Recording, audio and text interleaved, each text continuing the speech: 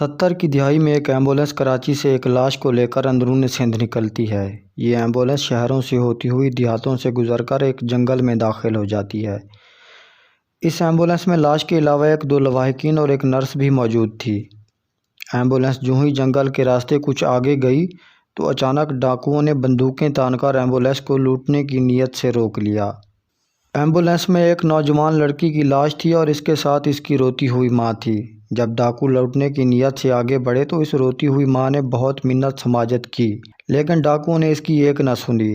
جب اس بوڑھی عورت نے کہا کہ آپ کو پتہ ہے ایمبولینس کا ڈرائیور کون ہے؟ جب ڈاکوؤں نے ڈرائیور کو دیکھا تو ہتھیار پھینک دیے اور اپنے پیسے بھی اس ڈرائیور کو دے دیے۔ ڈاکوؤں نے کہا کہ جب ہم مریں گے تو شاید ہمارے گھر والے بھی ہمیں نہ دفنائیں، لیکن ہمارا یقین ہے کہ آپ ہمیں ضرور دفنائیں گے۔ وہ ڈرائیور کوئی عام ڈرائیور نہیں تھا بلکہ دنیا کا عظیم انسان عبدالستار ایدھی تھا۔ آج کی اس ویڈیو میں ہم عبدالستار ایدھی کی زندگی کی مکمل کہانی آپ کو سنائیں گے کہ کیسے ایک کھٹارہ ایمبولینس سے دنیا کی سب سے بڑی ایمبولینس سروس بنا ڈالی۔ میں ہوں اقبال اور آپ دیکھ رہے ہیں ریئل پوائنٹ آف ہسٹری۔ اگر ابھی تک آپ نے اس چینل کو سبسکرائب نہیں کیا تو کر لیں اور بیل آئیکن کو بھی پریس کر دیں تاکہ ہماری نئی آنے والی ویڈیوز آپ تک سب سے پہلے پہنچ سکیں۔ عبدالستار ایدھی 1 جنوری 1928 میں بھارت کی ریاست گجرات کے شہر بانٹوا میں پیدا ہوئے۔ آپ کے والد کپڑے کے تاجر تھے جو متوسط طبقے سے تعلق رکھتے تھے۔ وہ پیدائشی لیڈر تھے، شروع سے ہی اپنے دوستوں کے چھوٹے چھوٹے کام اور کھیل تماشے کرنے پر حوصلہ افزائی کرتے۔ جب ان کی ماں ان کو اسکول جاتے وقت 2 پیسے دیتی تو وہ ان میں سے 1 پیسہ خرچ کر لیتے اور 1 پیسہ کسی اور ضرورت مند کی ضرورت پوری کرنے کے لیے رکھ لیتے۔ 11 سال کی عمر میں انہوں نے اپنی ماں کی دیکھ بھال کا کام سنبھالا جو شدید قسم کے ذیابیطس میں مبتلا تھیں۔ چھوٹی عمر میں ہی انہوں نے اپنے سے پہلے دوسروں کی مدد کرنا سیکھ لیا تھا جو آگے کی زندگی کے لیے کامیابی کی کنجی ثابت ہوئی۔ تقسیم ہند کے بعد ان کا خاندان بھارت سے ہجرت کر کے پاکستان آیا اور کراچی میں آباد ہوئے۔ 1951 میں آپ نے اپنی جمع پونجی سے ایک چھوٹی سی دکان خریدی اور اس دکان میں آپ نے ایک ڈاکٹر کی مدد سے ایک چھوٹی سی ڈسپنسری کھولی جنہوں نے ان کو طبی امداد کی بنیادی باتیں سکھائیں۔ اس کے علاوہ آپ نے یہاں اپنے دوستوں کو تدریس کی طرف بھی راغب کیا۔ آپ نے سادہ طرز زندگی اپنایا اور ڈسپنسری کے سامنے بینچ پر ہی سو لیتے تاکہ باوقت ضرورت فوری طور پر مدد کو پہنچ سکیں۔ 1957 میں کراچی میں بہت بڑے پیمانے پر فلو کی وبا پھیلی جس پر ایدھی نے فوری طور پر رد عمل کیا۔ انہوں نے شہر کے نواح میں خیمے لگوائے اور مفت مدافعتی ادویہ فراہم کیں۔ مخیر حضرات نے ان کی دل کھول کر مدد کی اور ان کے کاموں کو دیکھتے ہوئے باقی پاکستان نے بھی۔ امدادی رقم سے انہوں نے وہ پوری عمارت خرید لی جہاں ڈسپنسری تھی اور وہاں ایک زچگی کے لیے سینٹر اور نرسوں کی تربیت کے لیے سکول کھول لیا اور یہیں سے ایدھی فاؤنڈیشن کا آغاز ہوتا ہے۔ کچھ سالوں میں ایدھی فاؤنڈیشن پاکستان کے باقی علاقوں تک بھی پھیلنے لگی۔ فلو کی وبا کے بعد ایک کاروباری شخصیت نے ایدھی کو کافی بڑی رقم امداد کی صورت میں دی جس سے انہوں نے ایک ایمبولینس خریدی جس کو وہ خود چلاتے تھے۔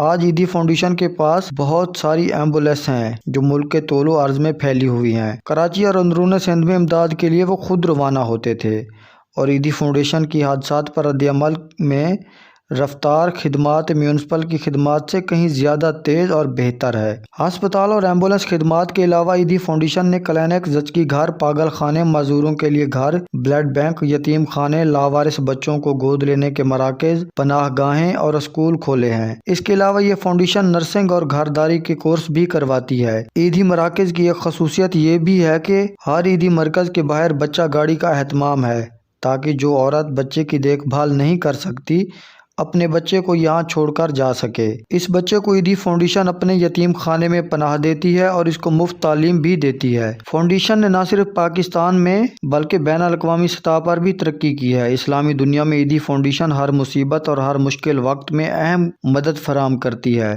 جہاں امداد اور نگرانی ایدھی بذات خود متاثرہ ممالک میں جا کر کرتے تھے۔ پاکستان کے علاوہ فاؤنڈیشن جن ممالک میں کام کر رہی ہے ان میں سے چند نام Afghanistan, Iraq, Chechnya, Bosnia, Sudan, Ethiopia اور قدرتی آفت زدہ سماٹرا انڈمان کے زلزلہ سونامی سے متاثرہ ممالک ہیں۔ 16 اگست 2006 کو بلقیس ایدھی اور کبریٰ ایدھی کی جانب سے ایدھی انٹرنیشنل ایمبولینس فاؤنڈیشن کے قیام کا اعلان کیا گیا جس کے تحت دنیا کا امیر یا غریب ہو یا دنیا کا کوئی ملک امریکہ ہو، UK ہو، اسرائیل ہو، شام ہو، ایران ہو، بھارت، بنگلہ دیش ہوں، ان میں ایمبولینس بطور عطیہ دی جا رہی ہیں اور انہیں ہدایت کی گئی ہے 16 اگست 2006 کو بلقیس ایدھی اور کبریٰ ایدھی کی جانب سے ایدھی انٹرنیشنل ایمبولینس فاؤنڈیشن کے قیام کا اعلان کیا گیا، جس کے تحت دنیا کے امیر یا غریب ممالک میں، ان میں چاہے ملک امریکہ، UK، اسرائیل، شام، ایران، بھارت، بنگلہ دیش ہوں، میں ایمبولینس بطور عطیہ دی جا رہی ہیں اور انہیں ہدایت کی گئی ہے کہ وہ ان ایمبولینس کو 5 سال تک استعمال کرنے کے بعد فروخت کر کے اس رقم کی خیراتی کاموں میں استعمال کر سکتے ہیں۔ عبدالستار ایدھی کو ان کی زندگی میں مختلف اعزازات سے نوازا گیا، جن میں مقامی اور بین الاقوامی بھی تھے۔ 1986 میں عوامی خدمات میں رامون مگسے سے نوازا گیا۔ 1988 میں لینن امن انعام سے نوازا گیا۔ 1992 میں Paul Harris Fellow Rotary International Foundation award سے نوازا گیا۔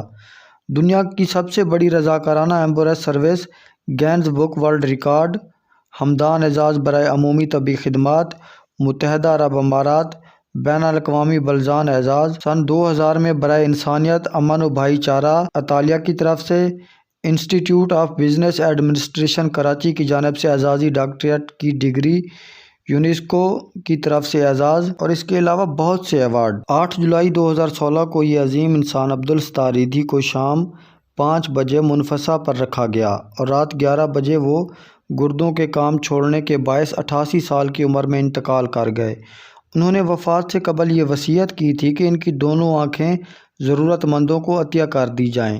ان کی وفات کے بعد حکومت پاکستان کی طرف سے انہیں سرکاری اعزازات کے ساتھ دفنایا گیا۔